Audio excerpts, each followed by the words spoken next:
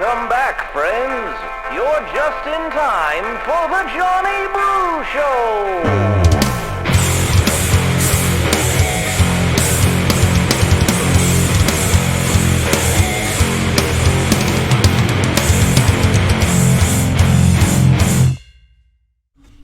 What's going on, everybody? My name is John Brookhagen, host of the Johnny Brew Show, and welcome to another spectacular episode of Red Wave 22. This episode is brought to you by Infinity the Math Institute, where you don't get more math problems, you get solutions.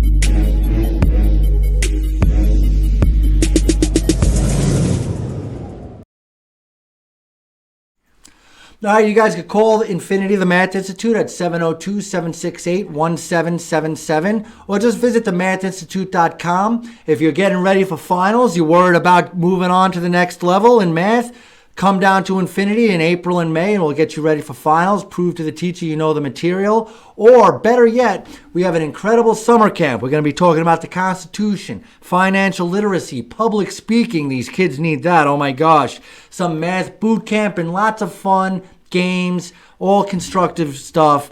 Also, if the Johnny Brew Show, I need you guys to subscribe, whether you're watching on Rumble or on YouTube, or even if you're listening on Google Podcasts, Spotify, any way you listen to your podcast, just give us a subscription and tell a friend, because Facebook ain't spreading the word. I'm counting on you guys to do that. So, with all that business taken care of, let's continue with meeting all the candidates you're going to be voting for in the primaries, and then hopefully in November, as we turn Nevada back red, we have another Secretary of State candidate, the Honorable Richard Scotti. Johnny, how you doing today, Very sir? good, man. It's good to see you. Thank you. Really excited to be here. Thanks Good. for that intro. Oh, my pleasure. And you're running for Secretary of State. You don't necessarily have to be a lawyer, but it is a very administrative, a lot of paperwork. You're in charge of the Great Seal of Nevada. What made you decide to run for Secretary of State? Yeah, great question. It's a lot more than that, actually, Johnny. It's all about the law, that position. It's all about the law, not just the administrative part of it, but you're enforcing the law. You got business regulation, business formation. You got election law, of course. You actually got prison law you're dealing with, uniform commercial code. You have a team of lawyers you can work with to enforce the security laws. Yep. I wanted to take this position because I have the experience of legal experience, judicial experience, and business experience. I want to keep serving the public. Do you think the Secretary of State should be more like a district attorney or an attorney general where they should have a law degree? I absolutely think that you should need a law degree in order to have this position. Because one could actually say that you need to know more law as Secretary of State than the Attorney General. Right, and that's why I posed that question. You moved to Las Vegas in 1992. Yes. Tell me, before you moved to Vegas, where'd you grow up? I grew up in Southern California, been all over, but also spent a few years in high school in Fresno, California. I went to University of Southern California for my undergrad. USC, yeah, but Trojan completely. All my family went to USC. Nice. And so, yeah, good Trojan family. You we still got season tickets. No, I didn't play any sports. No, my only sports now is chess. I play a lot of chess. So then I went to Hastings Law School, and after that I went down to San Francisco. Nice. Part of the UC system. Gotcha. Yeah, and then I went down to Pasadena. We lived in Pasadena a few years. Then we had a gang shooting right in my front yard. I realized I got to literally on your property? Literally on my property. There's like 2 gang members running down the street, ran up my driveway. Some guys in a pickup with guns shooting at them. They got shot in the legs.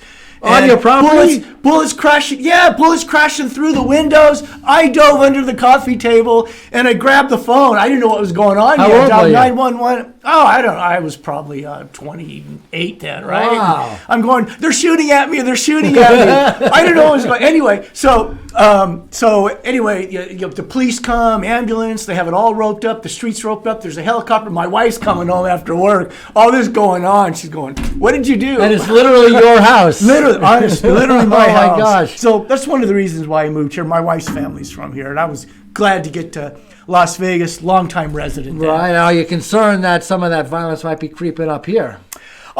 Yeah, I am concerned, but I did my job as a judge to make sure, that I was tough on crime. Right. Do we have some pictures of him when he was a kid? Let's see what we got here. I think we got a couple of pictures. I tell everybody I interview to bring some good pictures of their childhood. Yeah. You Which ones are did you exactly using? what I was looking for. What are we looking at right here? Well, I think I just turned 13 years old there. Really super happy about this phonograph that I received. I see I'm holding it up. And we lived in Carson, California then. That was a really tough neighborhood. And that's a fancy record player you got there. You didn't learn how to DJ, did you? I got in trouble when I was about that age by trying to scratch records on a nice fancy phonograph set. Yeah, well, no, I didn't do that. But you like the decor around there? You see the macrame and the everything. It looks like us growing up. Yeah. What else do we got? Well, I was, I was born in '62, so I lived right through the, 70s. Right. And there you are on your porch. I mean, there's a porch in California. It looks like Boys in the Hood over there. I look a little stiff there, don't I? I was always pretty shy and stiff. And Were you a good student? Yeah. I Got I straight was A's or close to it? valedictorian. Oh, you were valedictorian. Valedictorian. Oh, that's in better high than school straight and- A's. Yeah. Jeez, very impressive. What else we got here? This is you a little bit older. Were you here? Oh, that was a Tea Party rally around, oh my gosh, that was around 2009, 2008. And that was a Tea Party It was a Tea Party rally somewhere south of Las Vegas. Wow, I don't remember where that was exactly. And this is when you were the chairman of the Clark County Republican Party. Yeah, this is when I was the And chairman we're of going the to be party, getting into and- that in a little while. Yeah, I had a great time. And I still have a Minuteman flag hanging up in my house. Yeah? In your garage or So, something? no, it's on, I have a Game room? no, an office. It's hanging up in my office. Beautiful. My house, yeah. So then you moved to Vegas in '92. Is how shortly after the big shooting was that? Yeah. Oh, that was 3 months. You months were out. after I was out. I was That scared. happened and you got out. I was able to get a job right away. With Were you a lawyer already? I had been practicing 4 or 5 years. And were you working for somebody else, or did you have your own firm? Working for a good sized firm. We did construction, real estate, general civil litigation. Found this guy Mort Ghislaine here in Las Vegas. Similar? He's an icon. He, Okay, I don't know. Yeah, well, that's where I got my start. Oh, Bart was this guy. He was the only one in town who had a key to the law library so he could work on Sundays. I'd have to come in and work on Sundays with him. So that was back in the time when we all used books. Right. And also, I mean, you were a valedictorian, so I don't think you were allergic to the library. Well, not thanks. Not a valedictorian in law school. Well, I tried. That was tougher. Well, you have all the valedictorians, and now you got to fight. It's like a tournament. Yeah. Well, you know what? I loved law school. I worked as hard as I could. I was top 10%. What subject do you think is the most important of the core subjects to become a lawyer? To become a lawyer, Constitution, of course. I think that's the most important subject. You need to have respect for our founding principles. I give my kids a speech because I'm a math teacher. So I tell the kids that, math is the single most important, even if you want to become a lawyer, because it's the logic. A leads to B leads to C, and so on and so forth. And I had an anecdote. One of my tutors was a law student over here at the Boyd School of Law. And he says he joined Law 101 or whatever. It was the first graduate class on your way to becoming a lawyer. There were 80 people in there, and he said, the teacher said, how many of you guys graduated with a math degree? And 2 of them raised their hand out of the 80. And he said, you 2 are the only 2 who have a chance of passing this the first time you take it. Because the logic and the math to that professor was so important to your law. Yeah. Well, I've actually used a lot of math in my career in the construction field. Right. Statistics, using some statistical analysis to determine the frequency of defects you're going to find in a building. Right. Things like that. Right, I've used a lot of math. Definitely, and that's important stuff. I did love math. I didn't know what to do with it. I went all the way up through calculus 2, trigonometry 2. Right. Great. I loved it. It was great. It was a hobby. I didn't know what to do with it. Well, I tell my students all the time that I'm teaching you math because I'm great at math. But I'm teaching you math not to become a mathematician, but to use that in law, in architecture, in city planning, in engineering, whatever the case. I'm not teaching you math to become a mathematician. I'm teaching you math so you got that tool in your toolbox and you could depend on it. Yeah, math is a bedrock for a lot of other things. All right, I finally got you to say something positive about math. I'll let you off the hook. No, but we love the Constitution. And I'm going to be teaching kids about the Constitution over the summer. I love the Constitution. I love teaching history. Fantastic. Yeah, I had an opportunity to teach 5th and 6th graders at some charter schools on civics and the Constitution. That was a passion of mine. Yeah. And, but I'm a math expert. I'm not a Constitution expert, that's for sure. You'll talk to them about how many members in Congress? Well, no, we go through the Bill of Rights, and we talk about the 3 articles in each job and the checks and balances. I know the basics. I just, you're a lawyer, former judge. I just don't want to try to pretend I come close to holding a candle to your knowledge. Oh, stop. So, also, I found out that you had a great Aunt Georgia who was a raving socialist. Oh, jeez. Yeah. You want to get to meet her?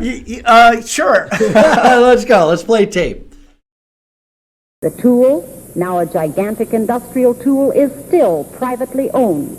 And private ownership still enables the owners, now the capitalist class, to appropriate the product. You will remember that the 19th century blacksmith was both owner and worker. The two functions were combined in one person. Not so today. Today the owner does not work, and the people who do the work do not own. Having no tools of their own, they must come hat in hand to the owners of industry and sell their labor power as a commodity. Now note this. When the American workers lost possession of their tools, they lost something on which their forefathers placed great value. They lost their economic independence. Socialism aims to restore this independence and the spirit of reliance that goes with it by once again making the people who do the work the owners of their tools. All right. Well, there's a lot to digest there, but that's your aunt, your great aunt. Great aunt. Yeah, a little more distant than that. And, I'm sorry. I am the number one capitalist, constitutionalist, anti-socialist there is in the world, but she did have some nice points there. She was talking about how some of the tools as we have innovation, you have certain tools, whether it be a bulldozer or a steel cutter or a welder or whatever, where the tools get so big and expensive that only the big corporations can own them. So now you can't become an apprentice and then open up your own shop because you don't have $500,000 to buy the new tool that you need to own your shop. So that way we should have a socialistic thing where the workers all chip in and buy the tools and work together for themselves. That part I don't agree with, but the premise of the problem she's trying to address, I could understand a little bit. She was a smart lady, wasn't she? You could tell she's not dumb, that's for sure. Definitely, I love all of her graphics and stuff. Well, absolutely, society has changed, though. She's got better production than the Johnny Brew Show, and this is in the 50s. I love the curtain screen that she has behind her. So, she does make some good points there. Of course, society changes and civilization changes and workplace changes. And no, we don't need people to own their own hammer and their own pencils. And what we need is people that love the American way, that want to find a career that makes them happy, to be able to advance in their career by developing that and promoting that instinct to become your own business owner and expand, and then that way you can develop the capital to invest and grow your own business and hire employees. Where she got it wrong, she was saying that the owners take all the profits. Well, what do they do with the profits in America? They buy more equipment. They buy more equipment. They hire more people. They pay their taxes. That the money's just not sitting under a couch somewhere. Right. With all due respect, to what you're saying, there are corporations that are creating monopolies. Whether you're talking about Cox Cable here, or you're talking about the people who sell the asphalt here. There's certain companies where they are monopolistic, but we foresaw these problems. That's why we had the anti-monopolies and the anti-trust laws and stuff like that. Sherman Act, Clayton Act. There's other laws. So her solution, her outline of the problem was close. Her solution to the problem was nowhere close to what I would agree with. But at the same time, there is a balance of crony capitalism and true capitalism where people can be entrepreneurs versus having to work for a corporation or in a cubicle. You're always going to have some bad people in a profession. Yeah, sure, there's some bad capitalists. I'm sure there's bad lawyers and judges. There's certainly a lot of bad lawyers, a lot of bad judges. I think they're more on the progressive side of the table. Yeah. Very good. No, but thanks for showing me that and reminding me about it. But if you, I've watched that several times in the past. If you catch more of it at the end, what she's talking about is the government coming in and giving back ownership to the machines and the means and methods of production to groups of laborers. And she's not talking about individuals like you and me becoming the owners again of their tools. That's You're still talking about the collective, which is the problem. She's talking about the collective. Right, not the individual. Exactly. So. And that's the problem with both communism and socialism. And like I said, I'm going to be actually going to try to teach these kids a little bit about the difference between capitalism, socialism, and communism. People are starting to get confused between the difference between socialism and capitalism, government-owned, labor-owned. Do you want to educate the people? Yeah. Well, no, I've always been a very firm capitalist, an Adam Smith capitalist. Capitalist where it's a true market-based system. Right? You have supply and demand. You can't have a system like this, which he's talking about, where there is a collective, where you don't let the profit that arises out of a business to serve society. You're taking it and unilaterally distributing it. Because you lose effort, you lose innovation. Right, yeah, you lose the innovation. You lose the will to actually use your skills and knowledge to develop something new. That's the problem with socialism. So then you came here in the mid-90s. And you hooked up with this guy. You said he was like a mentor almost, and Mark he was an Lane, icon here. Brilliant guy, very eclectic. He would put toast in the bread in the microwave, thinking he could toast it there. Very eclectic guy. So genius in some respects, and almost like licking windows in another one. Exactly. Very, very knowledgeable about the law. He really, really could persuade. Like a savant. Yeah, he was like that. And he did have a photographic memory. And then how long did you work with them? Worked about 5 years. Then I moved on to a construction litigation firm.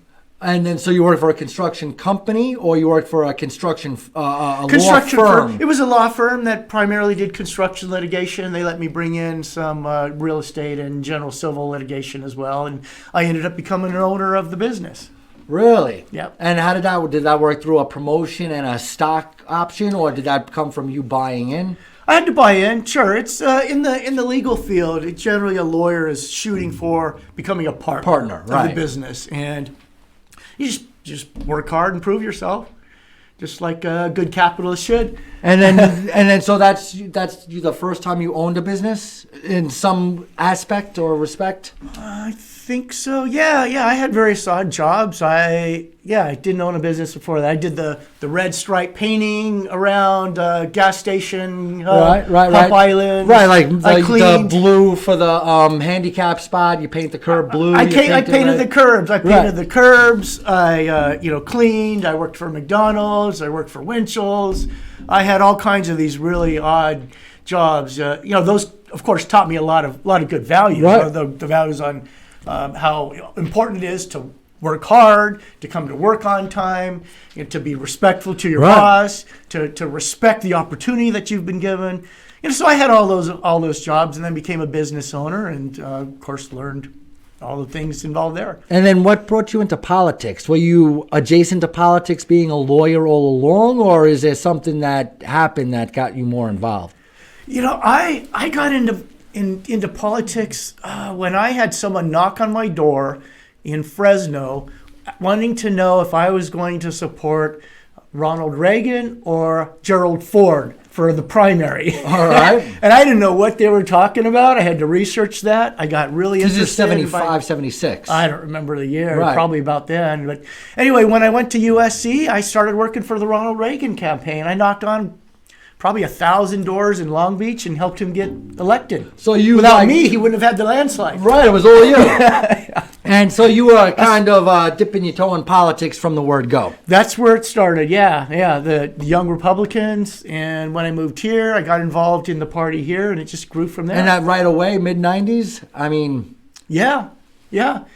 When I moved here, maybe it took 5 or 6 years for me to get back into it. And then you met some people, I guess, at the Clark County Republican Party? Just started working my way up as a poll walker, poll watcher. I became a precinct captain, and then it was a precinct director of the party. Right. Where I supervised about And there's a lot 1,000. of people who are finally, because usually Democrats have been counting the votes for the past 20 years. And I see a renewed vigor of Republicans wanting to get involved as precinct captains and directors and poll watchers and stuff like that. Tell us a little bit about that process and why it's so important. And that's why I started doing that. That's why I started recruiting. I had 1,000 precinct captains right before I became chairman of the party. I had them recruiting Republicans, going on and knocking on doors and telling folks how important it was to vote. We can't sit idly by and be passive. I was trying to recruit people to be poll watchers, to get to the polls and watch what's going on.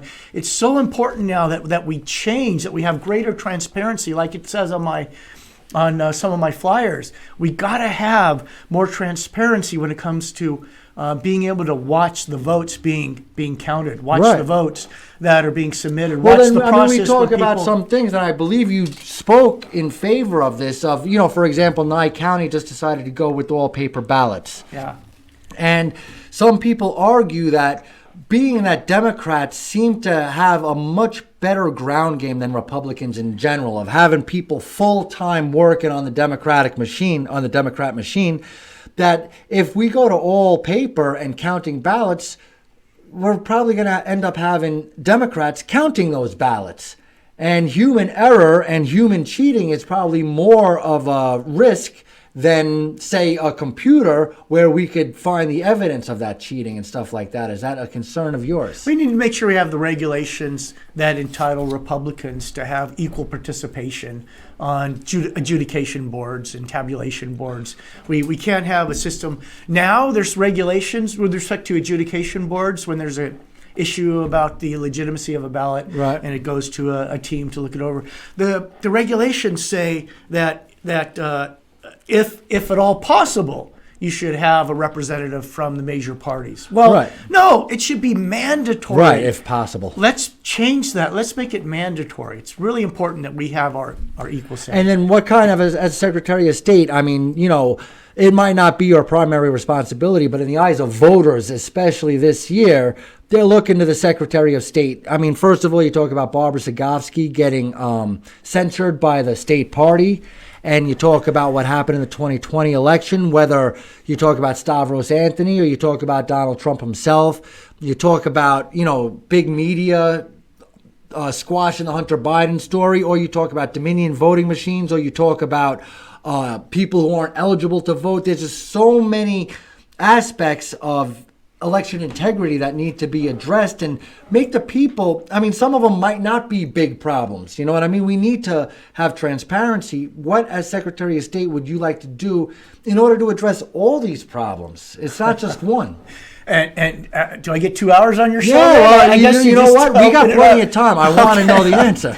Yeah, well, first of all, I'm glad you brought up the Stavros Anthony situation. That was horrendous. We go to sleep thinking he won, and then he's down, and then he's up, and then he's down, and it was crazy what happened there. And there's certainly fraud that affected that election. Of course, do you have an example? Only because if we'll get kicked off of YouTube if you say there was fraud and you don't give me an example. Oh, okay. Well, there is anecdotal evidence, of course, of fraud, and then we have problems with the Dominion machines. We know that there were some precincts where the paper trail didn't match the electronic record of the votes. There's some instances of that. There are some instances where record of the number of people showing up to vote was different than the numbers of people that actually cast votes. So those were irregularities, right? Irregularities, and when I use the word fraud, there's fraud in every profession, in every institution, and probably in every election. In every election, Right. Even Barbara Cegavski admits that. Right. Joe Gloria admitted that. Right. Joe Gloria actually said that there's some problems. In 2016, I think every Democrat admitted that. Yeah. So that's nothing that's profound. That's just common sense. It's logic. But now, what's the solution? Well, yeah, the solution now is we need to get to a place where there is voter identification. There's several ways to get there. We need voter identification. We need to make sure that ballot harvesting goes back to being illegal. We need to clean up our voter rolls. We need to make sure that we leave no stone unturned in finding fraud. And when we find the fraud, we come down hard on it, vigorously clamp down on fraud wherever we find it. I want to get rid of the Dominion machines. Half of our country and half of Republicans have lost confidence in those machines. And setting aside the vulnerabilities and the problems with the machines, set those aside for a moment. Half of the country has lost faith. Our society, our republic cannot continue to exist unless we all have faith in our election system. Well, as Secretary of State, you can't instill faith. I mean, maybe you could do stuff that results in people having more faith, but you can't change people's opinion. You're not a legislator. You're the Secretary of State. Now, there's some things that you mentioned that you could address. For example, are you in charge of approving any contracts for voting machines? Is that part of the Secretary of State's purview? So not the contracts at the local level, of course. Now, the Secretary of State does have the responsibility to test and report on the testing for the mechanical equipment that is used for the elections and to certify the equipment that can then be used by the counties. So then you have to stamp it. You don't get to decide on everything else, but after they set everything up, you could go with your team and test each system to make sure it's accurate. You test it. Actually, the Gaming Control Board actually tests. They use the Gaming Control Board to test some of the equipment. I trust them. But okay. But you can also, as Secretary of State, decertify. If you can certify, you can decertify. So now there are probably some contractual issues involved that we can discuss later, but you do have the authority to say, we're not going to use these anymore. What about cleaning up the voter rolls? Is that primarily the job description of the Secretary of State? Big responsibility there. I'm going to work hard to do that. I have some ideas. So that's something that's all Secretary of State. That can be done day one. All Secretary of State, day one. I got a lot of ideas on how I'm going to do that. And then when you talk about voter ID, are you talking about just having to show a driver's license, or are you talking about having to prove that you're eligible to vote? Because there's a lot of, illegal immigrants. There's a lot of people who might have a Nevada and California driver's license.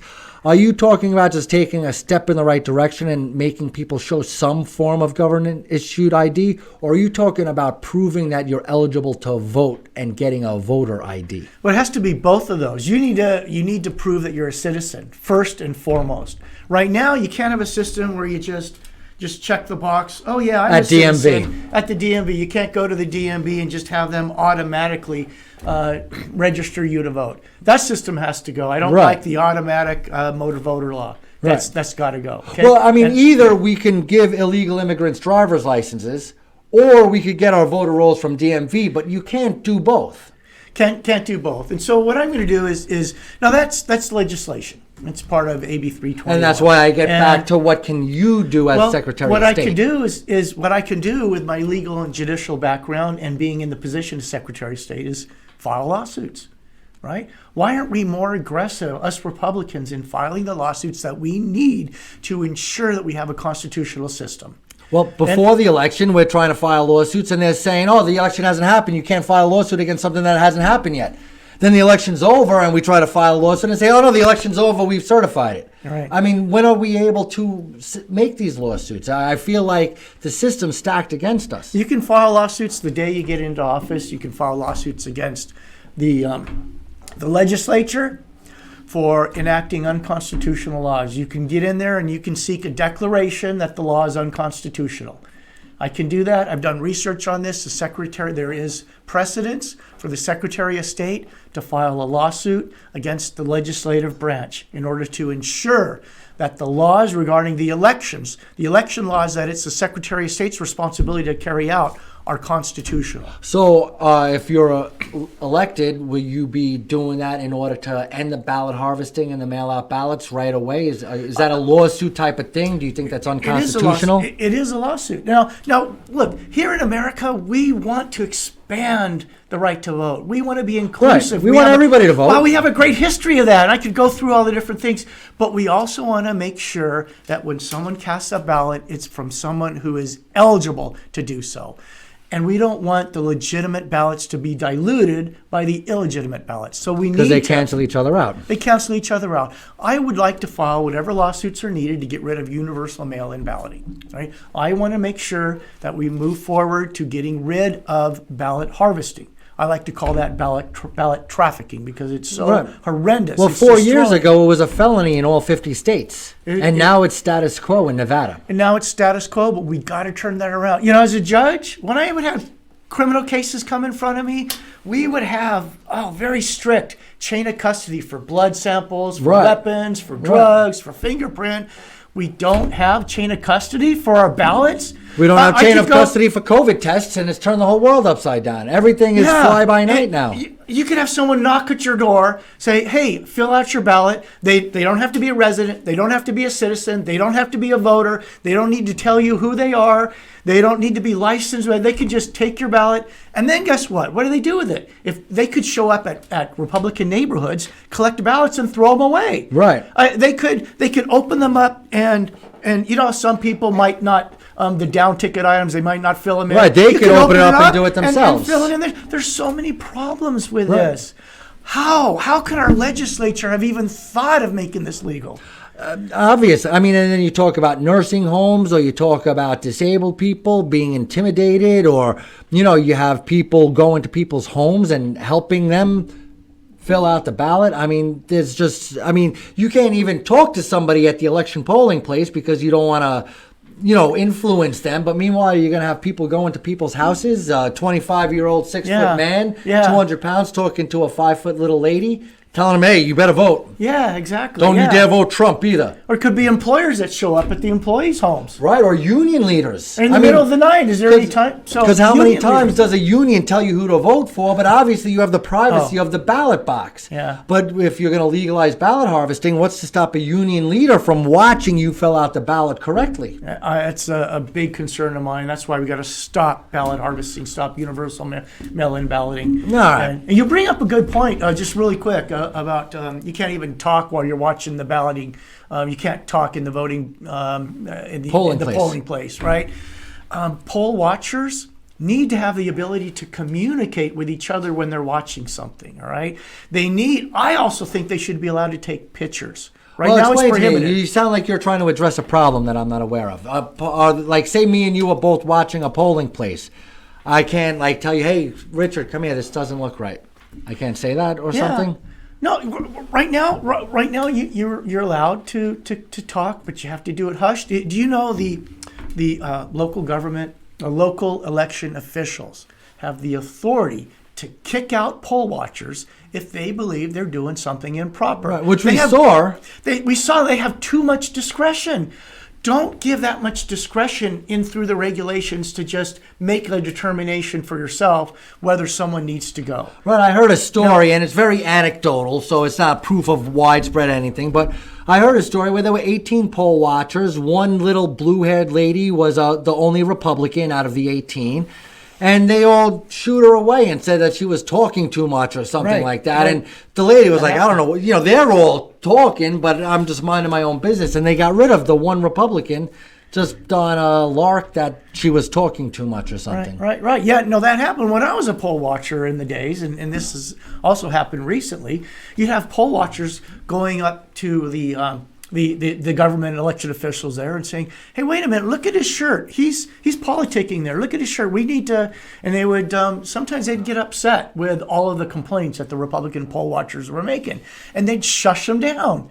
We got to stop that. We need to have better training. We need to have better training of the Republican poll watchers. We need to have the ability of us to watch clearly, carefully, and with the ability to document through Well, you've photographs been and here videotape. with the Republican Party in Nevada for 2 decades now, more than that. What do you see? 3 decades. Almost 3, right? Yeah, Or maybe yeah. 3 full ones. But nonetheless, what do you see about the enthusiasm right now as compared with the previous 30 years? I feel like there's this big enthusiasm, but I'm kind of new to the game. I didn't really stick my head into politics more than every 4 years. Who am I going to vote for? And now I feel like, people like me or other people are all like trying to get involved because they realize that we're losing our country. Am I just blinded by the crowd, or is it truly more enthusiastic than you've seen in the past? John, we 30 got a years? red wave coming. I feel it. I know what's going to happen because I've been talking to people in the community just like you have. We all feel it building up because look how they've tried to destroy us with COVID. And yeah, there was COVID. It existed, but they used that as a pretext to shut down our society, to expand their control over our lives. Right. People remember that. People remember the gas prices now, but they remember being out of business. They remember their businesses shut down and not being able to go outside, and the mandatory vaccines, mandatory masks. I had cases that came in front of me with people that are just destroyed. Apollo Gym, they came in front of me. They were this one family that owned a location. They were destroyed because the gym being shut down. Right, which is probably the one thing we could have used the most. Yeah, exactly. And well, yeah, that particular gym, they were going to be the cleanest gym on the planet, separating everybody by 6 to 10 feet, sterilizing everything, right, requiring people to wear the mask when they come in to use the equipment. Anyway, so people remember these things. Our churches being shut down. Republicans remember, but we can't get complacent. We got to make sure the message is out there that we are going to take over, but we have to fight it all the way up until, I was going to say until Election Day. No, we got to fight, I guess, now until 10 days after. And 10 days after Election Day. Right, and the fight's not going to stop till 2024 as well. I mean, Yeah. we're only going to be able to get half the work done this go around. We're going to have to finish up in 24. But more specifically, get back to my original question, is we had a red wave in 1994. We had a red wave in 2010. All these midterms, we get a Democrat, whether it's Clinton, Obama, or now Biden. 2 years in, there's a red wave. Mm-hmm. Is this red wave different from 94 and 2010? Right. And we also had a red wave in 2014. Another midterm, of course. Yeah, and that's when I came into office as a district court judge. Right, that's when you won your first election? First election, right. Congratulations. Right. But I'm asking you, compare the red wave of 94, the red wave of 2010, to what you anticipate as the red wave of 22. Yeah, I think it goes back to what I was saying. It's such a stronger red wave now. You do feel that way. Right. It's because we're finally waking up and realizing what they are doing, right. taking control of every part of our lives. Right. When have we ever, as a society, been shut down for over a year like this? Well, you look at, say, 2008, we had the housing crisis, and we had a recession, and we voted in Obama. And then 2009, you became the chair of the Clark County Republican Party. And in 2010, we had a red wave. And that, leads to a lot of parallels between now and 2020. We had COVID. We voted in Joe Biden. And now Jesse Law has taken over the Clark County Republican Party. He's doing a great job, right? Yeah, I was going to say, tell me about...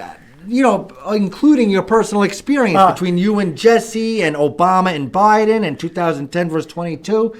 Put it all together for me. When I was chairman in 2010, when I was chairman of 2010, I was the first and only chairman even to date to put together a business plan.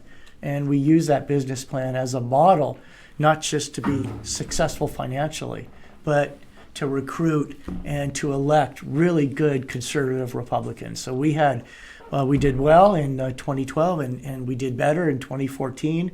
And how did you get along with like the Ron Paul people in 2009? Love the Ron 2010? Paul people. There are a lot of the Ron Paul people were my precinct captains. Right. We used them to grow. I put together a great coalition of Ron Paul, libertarians, the social conservatives, the so-called hawks. We brought in moderate Republicans. We called them. We really didn't call them rhinos, unity. but we were unity, right? You weren't suspicious of any Ron Paul people or any of the new faces, just like me. I'm a new face at the CCRP with Jesse. You know, there's a lot of new people coming up that have never been involved before, and we all are rah-rah. And of course, you know, you've been around 30 years. You're like, all right, we see people come and go all the time. 10% of them stick around for years and years afterwards. So, yeah, I think what my team, my group of officers, the first thing I did is I went and bought everybody the book, The American Heritage, the Constitution. I gave it to all of them to try to show what unifies all of us. It's the Constitution. Yeah, we were suspicious of each other, but we had a common goal, and we were successful then. And then the party went through some turmoil, as you know. Jesse's brought us all I back don't know together. so much. Give me your perspective. So 2009, 2010, it was kumbaya. The libertarians, the freedom people, the war hawks, the moderates, we're all together. We had Red Wave 2010. Did you run for chairman again? No, I didn't. No, I did it then, and then I wanted to focus on becoming one of the governors of the State Bar Board of Governors. I did that 2 terms. I was looking towards becoming a judge at that point in time. Educate me. So between 2011 and 2014, before we had another mini red wave, what was going on with the Clark County Republican Party, and what were some of the things that led to the fallout between, say, different faction of the Republican Party? Yeah, going back to that time period, we just had a period, I think it was more personality conflicts back then rather than right, a couple people didn't get along. Yeah, after 2012, it was less ideological. There were these big ideological fights from 2010 through 2008 through 2012. Right. And then we went through a period of 6-month chairmans. Someone would run the chairmanship 6 months, back and forth. Jesse Law now has brought us all together. Right. There's still some competing factions. And then, because people talk about in 2014 that we got a lot of quote-unquote rhinos put into office. We had the biggest tax increase, and, we had a Republican-led Congress, and we had a Republican governor, and meanwhile, they're doing more elitist type stuff than freedom type stuff. And obviously, I'm sure you knew a lot of these people. Would you agree with that sentiment? I would agree. It's always been my philosophy that we've got to get government out of the way. Government is the problem. I want to increase our individual liberties and put a rein on government power. That's always been my ideology. A true constitutional conservative. Yeah, and perhaps a libertarian in a lot of respect. With exception of socialists. I took a test online one day. They told me I'm a libertarian. I'm not a Republican. Good. Okay. Well, that's okay. I love libertarians. Right. I think except for when they run for office. I love libertarians too, except for when there's a Republican, a Libertarian, and a Democrat, and I feel like the Libertarians taking the Republicans' votes. A lot of times. Other than that, I love Republicans. But in terms of if you look at the chart that you were probably rated on, economic freedom is one of the major tenets of libertarian ideology. Right. And that's what I hold very dear. And libertarian, I think, is borderline anarchy, which I'm not against anarchy. Anarchy is a funny word because you don't want total anarchy. But if you had, like in your home, right, you don't have laws, you have anarchy. But we all have a moral code and we all respect each other. You know what I mean? Anarchy is painted in a light of everybody gets to do whatever they want and we could rob stores. But I think that the practical anarchy is, if you rob my store, I'm going to punch you in the face. How about that? You know what I mean? And then everybody respects each other. Okay, I understand where you're coming from. I'm just kind of brainstorming and stuff. That's what the libertarians, I almost think of them as anarchists, but good anarchists. So what's your how would you define yourself, your ideology then? I believe that government is here to protect our rights. And I can't kill you because that would be infringing on your rights. So the government is there to play referee. I could do anything I want as long as it doesn't infringe on somebody else's rights. Now, if I'm going to be driving 100 miles an hour down a school zone, I could wipe out a bunch of kids and that would infringe on their rights. Right. Therefore, we do need laws. We do need roads. We do need, I'm not Wild West, no rules whatsoever. But I think the government's singular purpose is to protect my rights. I don't need the government to tell you to wear a mask to protect me, but I do need the government to tell you that you can't shoot me in the face or punch me when I'm watching a movie. I generally agree with that. It's been my motto that I want the government to not hurt me and not take my stuff. With exceptions. That's the overall ideology, right? Don't hurt me, don't take my stuff. Right. But government's main role, is not, though. The federal government, it's not their responsibility to actually protect us. That's local government and the state government, right? Health, safety, welfare, the police powers, they're the ones that are responsible. The local fire department, the local sheriff. We look to our federal government to protect our fundamental rights. Against our gun Iraq. rights. We want to protect us against Saudi Arabia or Russia. Protecting the integrity of our country, protecting our borders. Right. All right? That's something that the federal government should be doing. Setting up a system where I could sell some steel to another country or something, or export something. Okay. But that's it. Article 1, Section 8, limited powers to our federal government, right? That's the limitation I want. But also at the local level, we can't have a government who's unhinged, right? Requiring our businesses to shut down and mandating masks, mandating vaccines. Right.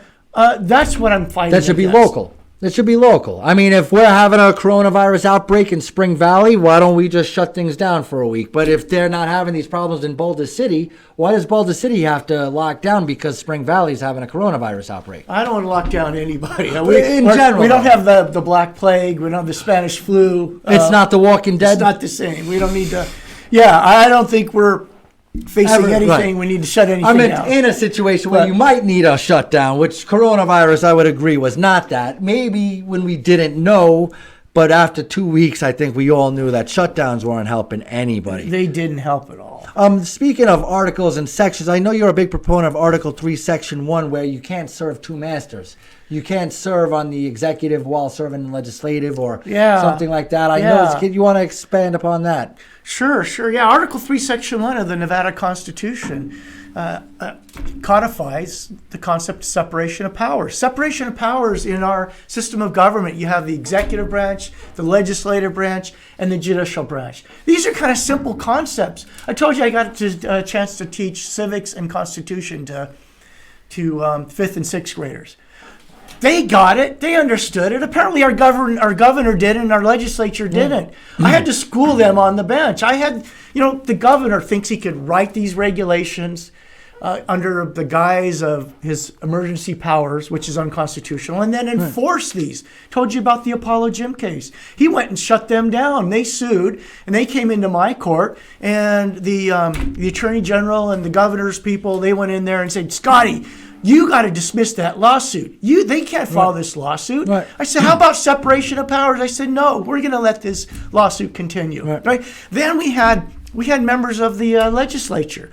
We had Melanie Scheibel, a Democrat progressive senator on the Judiciary Committee, come in, and with her boss behind her, Senate Majority Leader Nicole Cannizzaro, they were trying to tell me they can serve writing laws in the legislative branch the same time they're enforcing those laws as assistant district attorneys.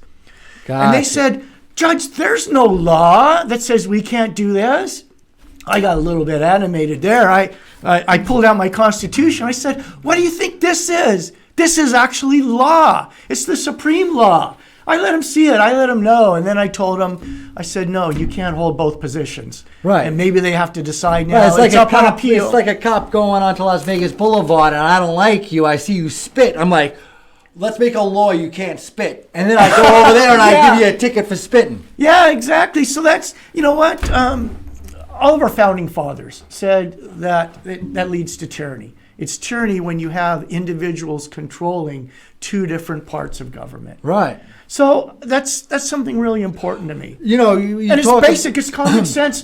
here in Nevada, we've been trying to get the Supreme Court to recognize separation of powers for decades. There's always been an excuse here and there, lack of standing, not an important issue. Anyway, we're finally going to get to a decision. MPRI supported me on this. I supported them. They have a lawsuit pending also. Let's see what happens. And then you talk about some of the grassroots favorites on this election cycle are people like Joey Gilbert and Sigal Chada, who are really running on these, what have you done for the past 2 years to fight for the people besides run for office? And it sounds like you did a lot. Do you want to expand upon what you've done for the people of Nevada just in the past 2 years to try to preserve our freedoms? Well, I've been off the bench for about a year now, but my last year on the bench, obviously in protecting the Constitution, fighting against unconstitutional laws, fighting against... Can you give us an example of a case that you heard where, you know, a more activist progressive judge might have ruled differently than you? Well, those two, the separation of powers and the Apollo Gym case, both of those cases. You presided over the Apollo Gym case. I presided over, and I told the governor. Oh, I didn't even realize that. I'm sorry. Yeah, no, that's why I brought that one up. Right. Yeah, that wasn't just anecdotal. We have Aaron Ford and the governor's people telling me that I cannot allow the gym to maintain their lawsuit. Right. And I said, no, we're going to let it go to the jury. I'm going to let it go. Is that a tough position? I mean, no offense. I hate to say it like this because you're a judge, which is one of the most prestigious things there are in our country. But at the same time, you're just a judge.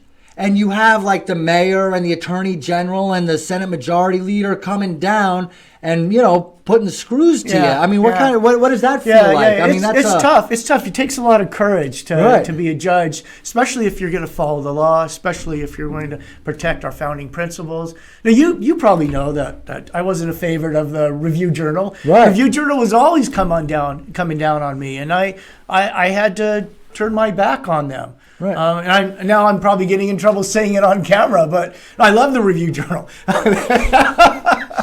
They had a big FOIA request that came in front of me, and I supported the FOIA request on the 1 October and gave them almost everything they needed, except for one document, which that was the I don't know if you were going to get into it. That was the coroner report, which caused a lot of problems. I was going. But let's go back to your other question. You know, you got to have courage. You got to be able to stand up for what you believe in. But what do you think about the profession as a whole? I mean, we just had a new Supreme Court Justice. I was going to say Amy Coney Barrett. Justice Williams. What was her name? Oh my gosh, I'm having a brain fart. Yeah, me too. I know who you mean. KJB or something. Jackson Brown. Katonia Jackson Brown. It's something like. But anyway, we just had what would be considered by conservatives an activist judge. You talk about Amy Coney Barrett, since I brought up her name. She's a typical conservative judge. Shouldn't judges just be calling balls and strikes like an umpire? We don't ask umpires if they're Yankee fans or Red Sox fans, right? You know, some of these judges, even those sitting on the Supreme Court, don't know that there's only two sexes. Right. So we have some problems with the judges that take the bench. And how do we?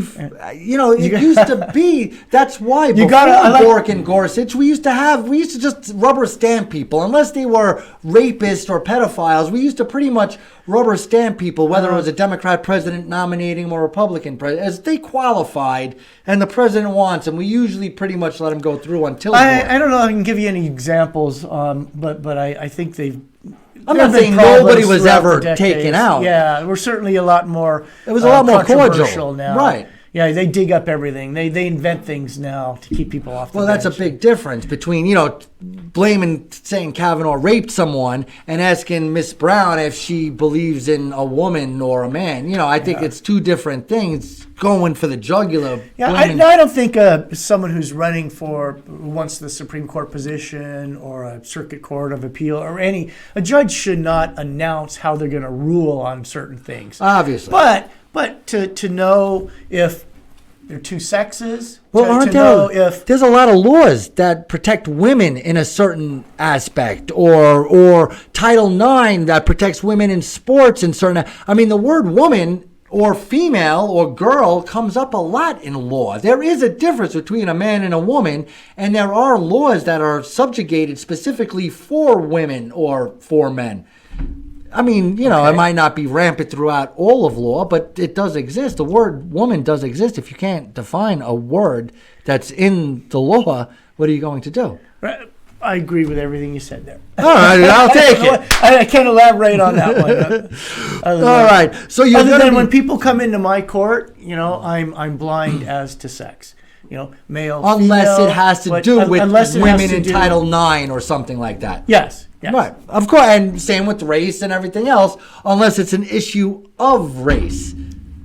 But if it's workplace violence, who cares if it's black, brown, purple, or green? It's the law. Who the victim is, who the perpetrator is. I don't look at skin color, don't look at race, don't look at a lot of things. I feel like this new normal is making us look more at it. I've never noticed race and stuff like that and party affiliation so much until now. And I feel like it's the mainstream media that's been shoving it down our throats. And it's unfortunate. When Trump took office, he wanted to close that divide. He wanted everyone to understand our society should not be racist. Right. He was not racist. Right. Bring us together. He started off with such a great conciliatory tone. Well, and I think it was he in never the had late a chance. 80s. He was the first one to name a female CEO of a construction company. Mm-hmm. He was the first one to name a person of color to the board of something or other. Like before it was even fashionable to do so, he was mixing it up and just meritorious, the best man or woman for the job, regardless of creed, religion, yada yada yada. He did. He had great principles. He had. And then you had Biden, who's making anti-crime bills, who was saying that some people are rehabilitable. Typically middle-class white people, and some people aren't rehabilitable, inner-city black people. So he was pushing for sentencing inner-city people worse than suburban people, which is the definition of systematic racism, while Trump was giving black people and white and women CEO jobs. But... Okay, you said a mouthful there. Yeah, I know. I get excited. I got to be careful how I answer that one. Yes. Everybody deserves a second chance. Everybody, should have an opportunity, right, to get back into society and to be successful after they've committed a crime, with some exceptions. There's some. Oh my God, I saw some horrible stuff on the bench, and there's some people that I didn't want to even continue to exist. Right. But for the most part, people deserve a second chance. You serve your time, you get out, regardless of your skin color, regardless of your sex. People are rehabilitatable, like you said. Right. I agree that they are. All right, let's get back to secretaries. I know we're going into judges and lawyers. Can I tell you, that is Secretary of State job. You know why? Secretary of State is on the 3-member Nevada Board of Commissioners, Board of Prison Commissioners. That board is just 3 people: Secretary of State, the Attorney General, and the Governor. That board governs the entire Nevada Department of Corrections system. So certain death penalty stuff come up and stuff. Well, one of the things that relates to what we were just talking about is the educational programs in the prisons to help prepare people for success when they leave the prisons. I worked for the Salvation Army. I used to teach GED math to parolees. It was part of their early release. They stayed at the Salvation Army, and I would teach it to them, and it worked really, really good. These people would never be able to learn math, and I taught them, and there was no problem. That's fantastic. That's what we need to do, and that's one of the things the Secretary of State's office can do. Set stuff like that up. It's set the stage for people to succeed after they serve their time. Right. Everything else. After, right. Now, I don't get to make decisions. I won't get to make decisions on whether to early release somebody or the parole decisions. Right, that would be DA, AG. But everything else that goes on in the prison conditions, and everything that falls under the purview. Falls under the purview of the director of the prisons, who's accountable to the Board of Prison Commissioners, which includes Secretary of State. So prisons, elections, administrative. What does that mean, administrative? And business. Besides the obvious. Well, you're responsible for licensing businesses, for helping businesses, first of all, helping individuals decide what's the proper business form, whether you want to be corporation, LLC, nonprofit. LLP, nonprofit. We had a lot of problems. Sole proprietorship. You go around the state and help people that are starting out figure out how to get going. In fact, the Secretary of State, is one of the editors of a publication that helps explain this to people. Your responsibility is also to identify all the different government programs and government assistance that's available to help new businesses get started. You license, you regulate, you qualify to do business, you help businesses recover from defaults. You collect the revenue. You know, the Secretary of State collects $250 million a year through enforcement actions, through penalties, through licensing. Right. There's a lot of work that goes into administering that part of the job. Right. It's a huge. Your budget is about $20 million. You collect about $250 million. It's a very important. And in that branch of respect, government. how would you what problems exist now, and how would you solve those problems? A lot of people have complained to me about the website. And Silver Flume? Silverflume, right. But I've heard good and bad, and I think we need to have a focus group look at it. I'd have a focus group of lawyers, sophisticated business people, people just starting out in business, lay people. You know, we need a focus group of lay people to see if they can navigate the website. Yes. Right? Put these people together and get my grandma let's in get there with the ideas. mouse and keyboard and see if they can apply for a business license, because I'm guessing they can't. You know what? A buddy of mine, he called me up and said, "Richard, where can I find who's signed up to run for office? Where are the candidates listed on the Secretary of State's website?" And I go, "Well, it's got to be there. It's the chief elections officer. Right. You'd think that would be Right. front and Easy. center Right. during registration period." Right. So I went and looked. I couldn't find it. It was hidden. Right. It was hidden, and you had to navigate through 5 different I links, went through it right? too, yeah. Yeah. So my buddy, then he called somebody, and they complained, and then it was like front and center. Next thing you know, it's on the front page. Yeah, well, so stuff like that, it's common sense. I'm going to work on revamping the websites. One of the things I'm gonna do. So elections, you want more transparency, easier to check up on things, cleaning the voter rolls. Administrative, you want to make things easier. Make it easier. I am going to, something that a lot of people don't talk about is stop the federalization of our elections, which 100. which infringes on our sovereignty here in our election And it's system unconstitutional. Well, I mean, 100% unconstitutional. And Unconstitutional. nowhere does elections or education or healthcare show up in the Constitution or the Right. federal government's purview. Getting away from education, though, since that won't be my responsibility. But in terms of elections, AB 1, the federal government is still They want to mandate that you can't ask for proof of citizenship. They want to mandate that you can't ask for ID. They want to mandate that you have to allow voter ballot harvesting. They want to mandate universal mail-in balloting. In order for us to protect ourselves here, first we got to get the federal government off our back. How could that be seen as anything but nefarious?